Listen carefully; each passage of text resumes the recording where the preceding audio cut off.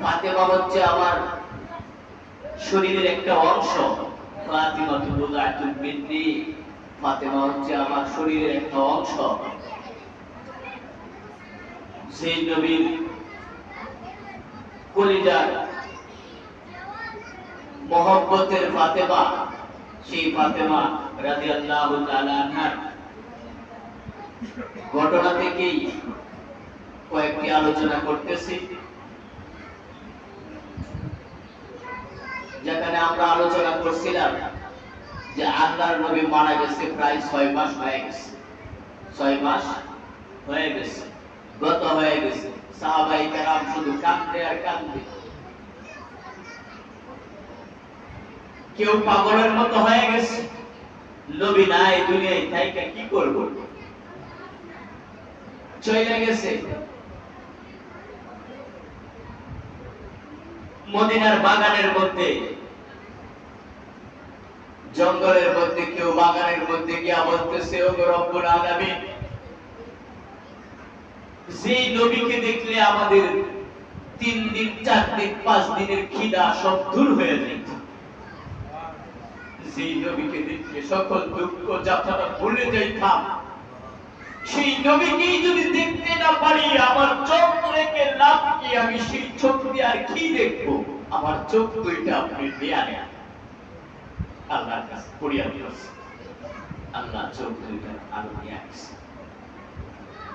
এমন সাহাবায়ে কেরাম আছে, নবী যখন নাই, যেখানে ইমাম সাহেব আল্লাহু আকবার বলবে, যেখানে নবীর আল্লাহু আকবার বললেই নামাজের ভিতরে কলিজা শীতল হয়ে যায়, সেই আল্লাহু আকবার শুনতে পারবো না। দরকার নেই সে মদিনায় থাকা, চলে গেছে মদিনায়, চলে গেছে জান্নাতুল বাকিতে মুষ্টিময় কয়েকজন সাহাবায়ে কেরামের কবর। অথচ নবী দুনিয়াতে রাইকা গেছেন, যখন নবী দুনিয়া থেকে রাইকা গেছেন, শত উপরে সাহাবী ছিল, সবাই জানি, কিন্তু কয়েক হাজার, কয়েক মুষ্টিময় কয়েকজন সাহাবার কবর জান্নাতুল বাকিতে আছে। বোঝা গেল বাকি সাহাবায়ে কেরাম মদিনায় ছিল না, সবাই চলে গেছে, দূরে চলে গেছে। যেখানে গেলে আর নবীর সেই স্মৃতিগুলো দেখতে হবে না, নবীর সেই মিম্বর দেখতে হবে না, নবীর বিরহ সহ্য করতে পারে না, তাই চলে গেছে। সাহাবায়ে কেরাম কাঁদতেন। এই সময়ের মধ্যে হাসান গিয়া বলে, নানা ভাই কোথায়? ও নবীর সাহাবী, তোমরা কি দেখছো? সাহাবায়ে কেরাম কান্দে, জবাব দিতে পারে না। আবু বকর বলে, সাবধান, কেউ জানাইবা না, যদি জানাও তাইলে নবী, জিন্দা নবী কবরে আর থাকতে পারবে না। নবীর ঘুম পাই গেছে 6 মাস পর্যন্ত, কেউ কান্নাকাটি বন্ধ হয় না। এর মধ্যে আসার নামাজ পড়ে যখন আলী ঘরে যায়, গিয়া দেখে হাসান সুসজ্জিত সাজানো, হুসাইন সাজানো, ঘরের প্রত্যেকটা জিনিস পরিপাটি সাজানো গুছানো। ফাতেমা নিজেও খুব সুন্দর করে সাজালেন। আলী বলতেছে, ফাতেমা আসো, আমার কাছে আসো, তোমাকে বড় সুন্দর লাগতেছে। বড় কথা হচ্ছে, ফাতেমা, আজ থেকে 6 মাস যাবত, 6 মাস গত হয়ে গেছে, তোমার মুখে আমি হাসি দেখি নাই। আজকে তোমার অবস্থা দেখে আমার বড় ভালো লাগছে। ফাতেমা ডাক দিয়া বলে, ও বাবা হাসান, হুসাইন, তোমরা 2 ভাই একটু বাহিরে যাও, তোমার বাবার সাথে একা কিছু কথা আছে।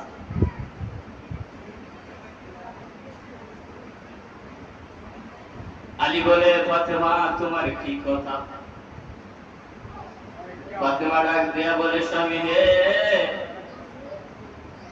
তুমি জিজ্ঞেস করতেছো আজকে কেন এত সুন্দর করে সাজলাম, হাসান হোসেনকে কেন আমি সাজাইলাম, এত সুন্দর করে এতদিন পরে সাজার কারণ কি? স্বামী শুনে রাখুন, আমি আল্লাহর দরবারে ফরিয়াদ করেছি, জীবিত অবস্থায় যতটুকু পেরেছি পর্দায় থেকেছি। মরার সময় যেন আল্লাহ আমাকে পর্দার ভিতরেই মৃত্যু দান করে। আল্লাহর কাছে আমি ফরিয়াদ করছি, আল্লাহ আমার সেই ডাক শুনছেন, যার কারণে স্বামী গো এই যে আজকে সাজায় দিছি, আর কোনোদিন এই ঘর আমি সাজাইতে পারবো না, আমি আর হাসান হুসাইনকে সাজাইতে পারবো না, কারণ আজকে রাতেই আপনার ফাতেমা দুনিয়া ছেড়ে চলে যান বাবার কাছে। এই কথা শুনে আলী জিত হয়ে পড়ে গেছে। আলী যখন হুঁশ হইল, ফাতেমা ডাক দিয়া বলে, স্বামী আমার, এটাই দুনিয়ার নীতি, জন্মিলে মরতে হবে, আমাকেও দুনিয়া ছেড়ে যেতে হবে, তবে আপনার কাছে আমি তিনটা জিনিস চাই। আমি কয়টা জিনিস চাই আপনার কাছে? আজকে আমি আপনার কাছে তিনটা জিনিস চাই। আলী বলে, ফাতেমা, তোমার সাথে আমার বিবাহ হয়েছে, এই পর্যন্ত তুমি আমার কাছে ভালো কিছু চাও নাই, এই ভেবে চাইলে যদি আমি না দিতে পারি, আমি যদি কষ্ট পাই, আমি স্বামী কষ্ট পাবো, এই চিন্তা করে তুমি আমার কাছে কিছুই চাও না। আজকে আমার কাছে তিনটা জিনিস চাইছো, বলো ফাতেমা, বলো। সেই ফাতেমা কোনদিন আমার কাছে চাই না, আজকে দেখি কি চায়। একদিন আলী ঘুম থেকে উঠছে, ঘুম থেকে ওইটা আলী দেখে হাসান হুসাইন শুয়ে আছে, ঘুমায় আছে, ফাতেমা ঘরে নাই। ঘুম জাগ্রত হয়েছে, জাগ্রত হয়ে ছায়া দেখে ফাতেমা বুকুরা পড়ে দরজা খুলে কোথায় যেন চলে যাচ্ছে। কি করব, এমন অবস্থা হইলে কি মানুষের মনে একটা ধাক্কা লাগবে কি না, কর যে ফাতেমা কই যায় দেখি তো।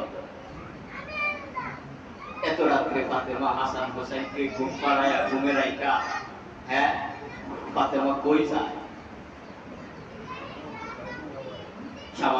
সামান্য দূরত্ব বজায় রেখে ফলো করতে করতে দেখে ফাতেমা যাইতে যাইতে ফাতেমা নবীর সেই ঘরের দিকে, নবী যেই ঘরে থাকে সেই ঘরের দিকে ফাতেমা যায়। জানালার দিকে তাকাইয়া থাকে, আলী ভাবতেছে, বুঝছি বুঝছি, ফাতেমা মনে হয় বাপের কাছে আজকে আমার নামে নালিশ করবে। বাপের কাছে মনে হয় ফাতেমা আজকে আমার নামে কি করবে, নালিশ করবে। কারণ আলী তো জানে মনে মনে তো আলী দুর্বল, কারণ ফাতেমাকে যখন বিবাহ দেয় আলীর তো তখন সয় সম্বল বলতে কিছুই নাই। আল্লাহ পাক রব্বুল আলামিন নবীরে জানায় দিয়েছে, নবী গো আপনি মন পূর্ণ হইবেন না, পৃথিবীর যত মানুষ আছেন সমস্ত মানুষের যত যোগ্যতা আছে সমস্ত যোগ্যতা আলীর মধ্যে আছে, শুধু একটা যোগ্যতা নাই, সেটা হচ্ছে সম্পদ। এই যোগ্যতা ছাড়া আলীর কোন যোগ্যতার অভাব নাই। ইলমের দিক দিয়ে সর্বপ্রথম যিনি হাফেজ হয়েছেন, 30 পারা কোরআনের হাফেজ হয়ে গেছেন আলী, সুবহানাল্লাহ। আমার নবী বলছেন, আনা মাদিনাতুল ইলমি ওয়া আলী বাবুহা, সুবহানাল্লাহ। কি কই মদিনার যত পৃথিবীর মধ্যে যত ইলম আছে সমস্ত ইলমের চাইতে বেশি ইলম কার ছিল?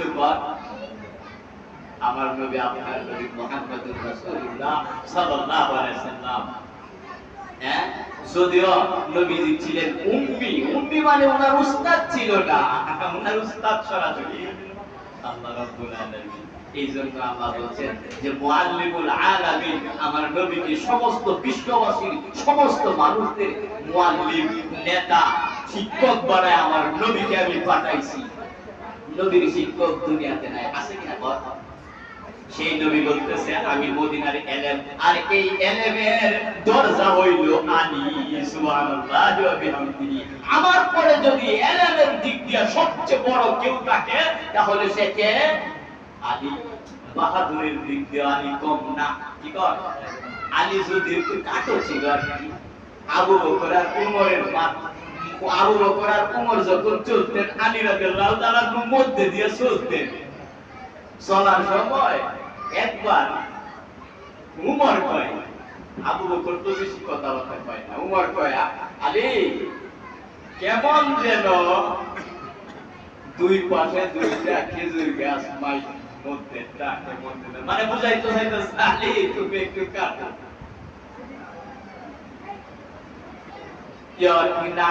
বলতেছে উমর বলতেছে যেমন লানার মতো দেখা যায়। তুমি আর আমি আর আলী যখন চলি, আবু বকরকে কইতেছে কেমন যেন লানার মতো দেখা যায়, মানে দুই সাইডে দুইটা লাম আর মধ্যে নুন, নুনটা একটু ছোট থাকে না, কর লানা।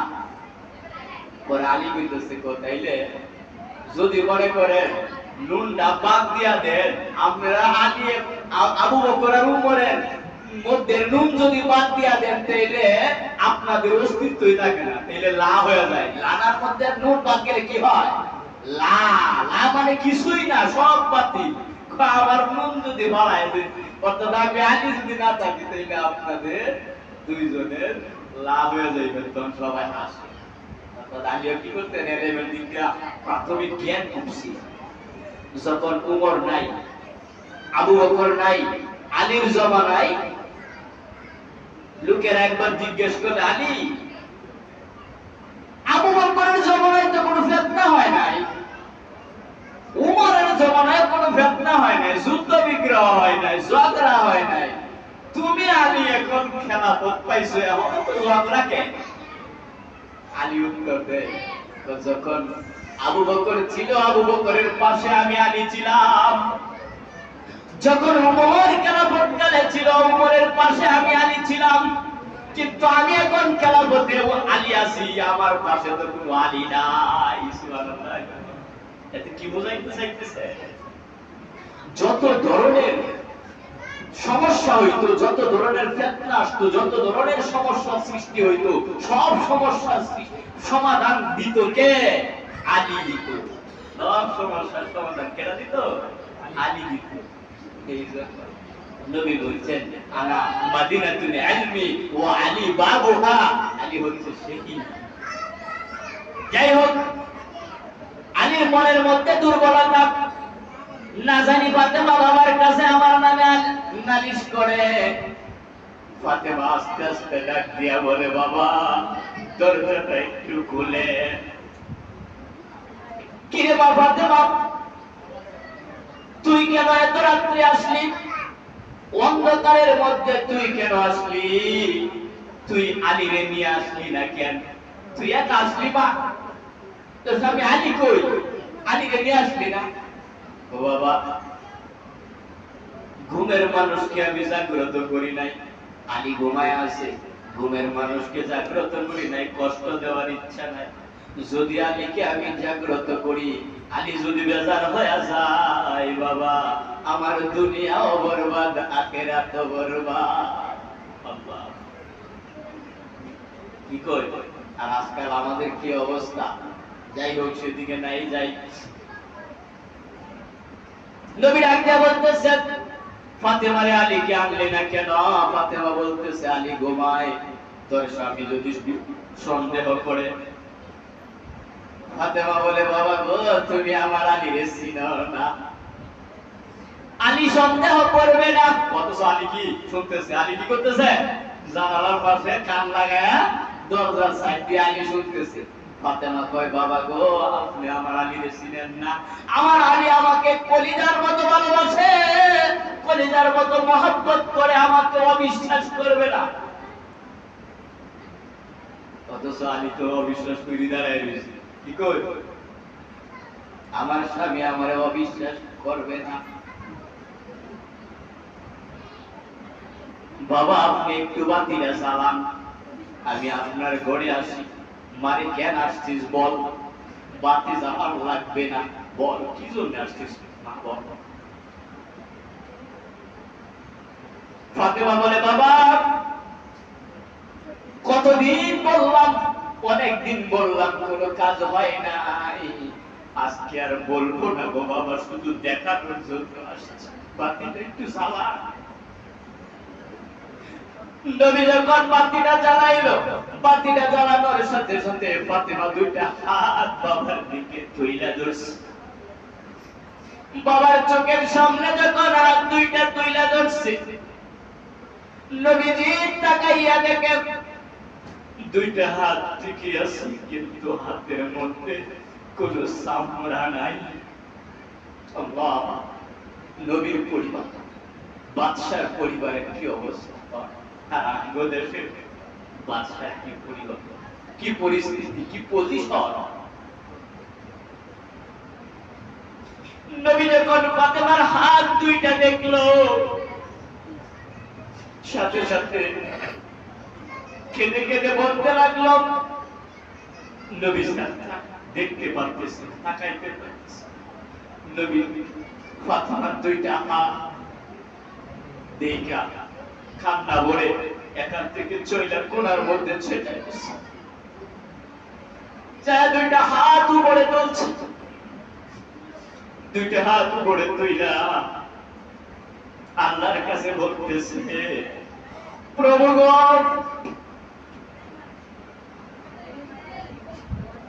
আমি তো শুধু নবী না, আমি তো মেয়ের বাবা, আমি কিনা শুধু নবী না, আমি যদি শুধু নবী হইতাম তোমার কাছে কিছুই বলতাম না, কিন্তু প্রভু হ্যাঁ আমি তো মেয়ের বাবা, আমার মেয়ের হাতের এই অবস্থা দেখে আমার সহ্য হচ্ছে। ওগো রব্বুল আলামিন, আমার মেয়েটাকে বিবাহ করার জন্য কত ধনী ধনী যুবক অফার করছিল, কিন্তু তুমি ঘটনাটি করিয়া আলীর সাথে আমার মেয়েটার বিবাহ দিয়েছে। এখন আমার মেয়ে এই কষ্ট আমি কেমনে সহ্য করবো গো আল্লাহ। এই কথা বলতে দেরি ফাতেমা ঘুমটা দিয়া ঘর থেকে বাইরে হয়ে যায়, নবী আমার পিছন দিয়া ডাক দিয়া বলে, মারে তুই কেন চলে যাচ্ছিস? আমি কি তোর কিছু বদলাম কইছি নাকি? তোর বদলাম তো বলি নাই, তোর দোষারোপ তো কিছু করি নাই, তুই যে চলে যাচ্ছিস না। বাবা আপনিই তো বলছিলেন পৃথিবীতে যদি কাউকে সিজদা করার অনুমতি থাকতো, তাহলে আমি দুনিয়ার সমস্ত নারীদেরকে বলে দিতাম, ও নারীরা তোমরা তোমাদের স্বামীর পায়ে সিজদা করো। স্ত্রীর কাছে স্বামী এত দামি, আর স্ত্রী স্বামীকে এত সম্মান করতে হবে। বাবা আপনি তো বলেছিলেন, যেদিন থেকে আপনি এই কথা বলেছিলেন, বাবা শুনে রাখুন, আল্লাহর পরে যদি দুনিয়াতে আমি সবচেয়ে বেশি সম্মান করে থাকি, তাহলে সেই লোকটা হচ্ছে হাসান এবং হুসাইনের বাবা। সুবহানাল্লাহ। আলী বলতেছে, ও ফাতেমা তুমি তো আমার কাছে কিছুই চাও না, আজকে আমার কাছে তিনটা জিনিস চাইবা, বলো সেই তিনটা জিনিস কি? ফাতেমা ডাক দিয়া বলেন, স্বামী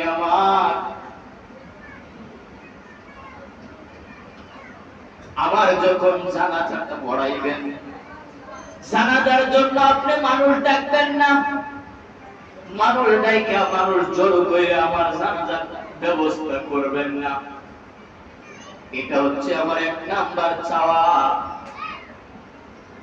আলী ডাক দিয়া বলেন, ও ফাতেমা তুমি কি বলতেছ? তুমি হচ্ছ বিশ্ব নবীর কন্যা, তুমি হচ্ছ রাহমাতুল লিল আলামিনের কন্যা, তোমার মৃত্যুর সংবাদ শুনে লক্ষ লক্ষ মানুষ আসবে জানাজা পড়ার জন্য, তোমার দোয়া পড়ার জন্য, তোমার কি দোয়ার দরকার নাই? তুমি কি লক্ষ লক্ষ মানুষের দোয়া চাও না? ফাতেমা ডাক দিয়া বলে, স্বামী শুনুন, লক্ষ লক্ষ মানুষ আয়েশা যদি বলে ফাতেমা ভালো ছিল, তাহলে আমি ফাতেমার কোনো যাই আসে না, কিছুই হবে না। কিন্তু আপনি স্বামী যদি বলেন ফাতেমা খারাপ ছিল, আমার জন্য জাহান্নাম প্রস্তুত। স্বামী শুনে রাখুন, লক্ষ লক্ষ মানুষ আমাকে খারাপ বলুক, আমার কোনো যাই আসে না। আপনি স্বামী হয়ে যদি আমাকে একবার বলুন যে আমার ফাতেমা বড় ভালো ছিল, আমার ফাতেমা বড় ভালো ছিল, স্বামী শুনে রাখেন, আমি মরার পর জান্নাতের 8টা দরজা আমার জন্য আল্লাহ খুলে দিবে। সুবহানাল্লাহ। মানুষকে কি বললো এটা আমার এক নাম্বার চাওয়া হচ্ছে আপনি জানাজাটার জন্য মানুষ থাকবেন। 2 নাম্বার আপনার কাছে চাওয়া হচ্ছে আপনি যখন আমাকে ঘর থেকে বাহির করবেন, আমার জন্য কাটুলা আনার ব্যবস্থা করবেন না, কাটুলা দিয়ে আমাকে নেওয়ার ব্যবস্থা করবেন না। কারণ হচ্ছে কাটুলা, একটা কাটুলা নিতে কয়জন মানুষ লাগে? 4 জন কমপক্ষে লাগে। কয়জন লাগে? ফাতেমা ডাক দিয়া বলে, স্বামী শুনুন, আমার সন্তান 2টা এত ছোট, তারা আমাকে কাঁধে করে নিতে পারবে না। আমার বাবা তো 6 মাস গত হয়ে গেছে, আমাকে ছেড়ে চলে গেছে। আমার একটা ভাইও নাই, 4 জন মানুষ নাই যে 4 জন আমাকে কাটুলা বহন করে নিয়ে যাবে। 4 জন লোক লাগে একটা কাটুলা বহন করতে। আর এই 4 জন মাহরাম ছাড়া কে আবার কাটুলাই ধরবে? অন্য যারা ধরবে সবাই ধরা হারাম, ঠিক কিনা? একটা মাসআলা জেনে নেই ভাই, এই যে আমরা যখন কাটুলা নেই, তখন মহিলাদের কাটুলা নেওয়ার সময় খুব খেয়াল রাখতে হবে। মহিলাদের কাটুলার মধ্যে যেন মাহরাম ছাড়া কেউ না ধরে, মাহরাম ছাড়া যাতে কেউ না ধরে। কেননা মনে করেন দেখা গেছে আমাদের অনেকেই দেখা গেছে কাটুলার মধ্যে যে ইচ্ছে সেই ধরতে পারে, কি কর? মাহরাম ছাড়া কাটুলার মধ্যে ধরা যাবে না। আর এই ইয়ে থেকে পাওয়া যায় যে আল্লাহ রাসূল সাল্লাল্লাহু আলাইহি ওয়াসাল্লাম এই জন্য নিষেধ করেছেন যে একজন মহিলা যখন মারা যাবে, তোমরা মহিলার বেলায় মানুষদেরকে জিজ্ঞেস কইরো না যে মহিলাটা কেমন ছিল। কি কর? আমরা তো মনে করি যে এই জিনিসটা জিজ্ঞেস করা ভালো। কি কর? মানুষে যদি বালা কয় তাইলে আল্লাহ বালা কইব, তখন আগে যে কি কইলাম কি বুঝছো? মানুষ বলা লাগবে না। আপনার যদি জিজ্ঞেস করতে হয়, মহিলার যদি স্বামী জীবিত থাকে, স্বামীর কাছে যান, স্বামীর কাছে যাইয়া জিজ্ঞেস করেন, বাবারে তোমার স্ত্রী কেমন ছিল?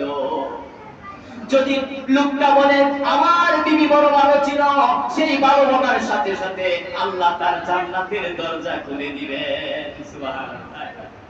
কিন্তু আমগো দেশের মধ্যে যদি দুলাভাই হয় যে কাটুলা ধইরা নেই, নিষেধ আছে? তো নিষেধ নাই। স্বাস্থ্য ভাই আছে, ফুফাতো ভাই আছে, পাড়া প্রতিবেশীর ভাই আছে, তো আমি বড় মহব্বত করতাম, আজকে হের লাশটা যদি কাঁদো না আমি কেমনে হয়? নাউযুবিল্লাহি মিন যালিক। কি কর? কাটুলার মধ্যে ধরতে পারবে? দুলাভাই ধরতে পারবে? স্বাস্থ্য ভাই ধরতে পারবে? ধরতে পারবে না, হারাম। এখন কাটুলার মধ্যে ধরন যাইত না, বাস্তবে ধরন যাইব। কি কয়? বাস্তবে ধরন যাইব। বাস্তবে শালীর হাত ধইরে নিয়া বেরিবাদ বিভিন্ন পার্কে বিভিন্ন স্পটে ঘোরা যাইব নাকি? আল্লাহ মাফ করুন ভাই, মরলেই যদি কাটুলা ধরা না যায়, তাইলে বাস্তবে কতটুকু ধরা যাবে এটা আপনারা একটু তাহকিক করেন। যাই হোক, আলী বলতেছেন, ও ফাতেমা, 3 নাম্বার তোমার চাওয়াটা কি বলো? ফাতেমা ডাক দিয়া বলতেছে, 3 নাম্বার আমার চাওয়াটা হচ্ছে, আমি যখন মারা যাব, আমাকে যখন দাফন করা হবে, তখন স্বামী গো, আপনি তো আমার কবর খনন করতে পারবেন না, কারণ স্ত্রী মারা গেলে স্বামী বড় দুর্বল হয়ে যায়। স্ত্রী মারা গেলে কি হয়? স্বামী বড় দুর্বল হয়ে যায়। কিন্তু আমগো দেশে কেমন হয় আমি জানি না, কারণ এমন যদি হয় যে এটা মরলেই বাঁচি, তাহলে কি হইব? দুর্বল হইব। যাই হোক, ফাতেমা বলতেছে, স্বামী আমার খনন করতে যদি আপনি না পারেন, অন্তত পক্ষে আপনার একজন ঘনিষ্ঠ বন্ধুকে বলবেন যেন আমার কবরটা খনন করে দেয়। কিন্তু স্বামী আমার, আপনি কারো কাছে প্রকাশ করবেন না আমাকে কখন কোথায় দাফন করা হয়েছে, আমাকে কোন জায়গায় দাফন করা হয়েছে, কোথায় দাফন করা হয়েছে, এই সংবাদটা আপনি কাউকে দিবেন না। তো ফাতেমা তো জোহরা রাদিয়াল্লাহু তাআলা আনহার কবর কোথায় আছে কেউ এখনো বলতে পারে না। তো এই কবরটা কেডা খনন করছি, সময়টা শর্ট বলতে পারতেছি না, ইনশাআল্লাহ আরেকদিন বলবো। আর এখানে একটা অনেক সুন্দর একটা ঘটনা আছে, সেই ঘটনাটা ইনশাআল্লাহ আমি আপনাদেরকে বলবো। আজকে শুধু এতটুকুই বলি যে আব্দুল কাদের জিলানী, বড় পীর আব্দুল কাদের জিলানীর নাম শুনছেন সবাই? আব্দুল কাদের জিলানী যখন হজ করতে যায়, হজের মধ্যে যায়, আব্দুল কাদের জিলানী জান্নাতুল বাকির মধ্যে, জান্নাতুল বাকির কবরের পাশে, কবরকে সামনে নিয়ে যখন কবর জিয়ারত করে, চোখের পানি ফেলে দিয়ে আব্দুল কাদের জিলানী কবর জিয়ারত করে মানুষের কাছে, কবর জিয়ারত করে যখন মোনাজাত শেষ করে, মানুষ জিজ্ঞেস করে, ও আব্দুল কাদের জিলানী, শুনেছি এই জান্নাতুল বাকির মধ্যে নবীর মেয়ে হাসান হুসাইনের মাকে দাফন করা হয়েছে। আপনি তো এই যুগের অনেক বড় আলেম, অনেক বড় আল্লাহওয়ালা মানুষ, আপনি তো আল্লাহর ওলি মানুষ, হ্যাঁ, আপনি তো চোখ বুঝলে অনেক কিছু দেখতে পারেন কাশফের মাধ্যমে। আল্লাহ যদি দেখায়, কাশফের মাধ্যমে আপনি দেখতে পারেন। আপনি কি একটু বলতে পারেন মা ফাতেমার কবরটা কই, আমরা একটু মা ফাতেমার কবরটা জিয়ারত করতাম? আইসি অনেক দূর থেকে, তো মনে করেন বাংলাদেশ থেকে যদি আশিকে রাসূল যায়, তাইলে কি ইচ্ছা থাকে না যে দেখি নবীর সাহাবীদের কবরটা কোথায়, কোন জায়গায়? নবীকে যখন থেকে নবী মেয়ের কবরটাও দেখা একটু জিয়ারত করার ইচ্ছা পোষণ করছে। আব্দুল কাদের জিলানী রাখতে বলেন, আমি চোখ বন্ধ করলে কাশফের মাধ্যমে আল্লাহ পাক রব্বুল আলামিন আমাকে আরশ পর্যন্ত দেখার অনুমতি দিয়ে দিয়েছে। দুনিয়ার সমস্ত বিষয় সম্পর্কে আমি জানতে পারি, দেখতে পারি, আরশ পর্যন্ত আমি জানতে পারি, দেখতে পারি, কিন্তু ফাতেমার কবরটা যে কোথায় সেটা আমি জানতে, বুঝতে এবং বলতে পারি না, আমি দেখতে পারি না। কেননা আল্লাহ পাক রব্বুল আলামিন নবীর মেয়েকে ফাতেমাতুজ জোহরা, ফাতেমাতুজ জোহরা, জোহরা যে কি জিনিস সেটা আপনাদেরকে অন্যদিন বলবো। ও দুনিয়ার মানুষ শুনে রাখো, আমি আব্দুল কাদের জিলানী কেমনে বলবো যেখানে আল্লাহ পাক নিজেই বলে দিয়েছেন যে এই ফাতেমা পর্দা নিছিল, ফাতেমা নিজের জীবিত দশায় পর্দায় থাকছে, মরার সময় পর্দা চাইছে আমি দিছি, আর মরার পরে ফাতেমার কবরটা যে কোথায় আছে আমি বলতেছে, আমি চাইয়া দেখি জান্নাতুল বাকিতে ফাতেমাকে কবর দেওয়ার পর কিছুক্ষণ পরে দেখি আবুজর নাই, আবুজর নাই, আবুজর কই গেল? ফাতেমাকে আমি কাঁধে করে নিয়ে গেলাম, ফাতেমাকে কাঁধে করে নিয়ে গেলাম আমি একা একা, আবুজর কই? আবুজরকে খুঁজে দেখি নাই, নাই, নাই, পিছনে তাকায় দেখি আর সেই ফাতেমার কবর নাই। কিছুক্ষণ আগে যে সবুজ বাতি জ্বলছিল জান্নাতুল বাতির পূর্ব কোণায়, সেই সবুজ বাতিটাও নাই, ফাতেমার কবরও নাই, অদৃশ্য হয়ে গেছে। আল্লাহ পাক জানায় দিছে, ফাতেমার মনের ইচ্ছা হচ্ছে দুনিয়ার মানুষ যাতে ফাতেমার কবরের সন্ধান না জানে, সেই দায়িত্ব আমি আল্লাহ। আল্লাহ পাক রব্বুল আলামিন আমরা যা শুনলাম এর উপর আমল করার তৌফিক দান করুন। যারা আমরা সুন্নাত করি নাই, 4 রাকাত কাবলা জুমা করে নেই, আরেকটা দাওয়াত পাই গ্রহণ করি।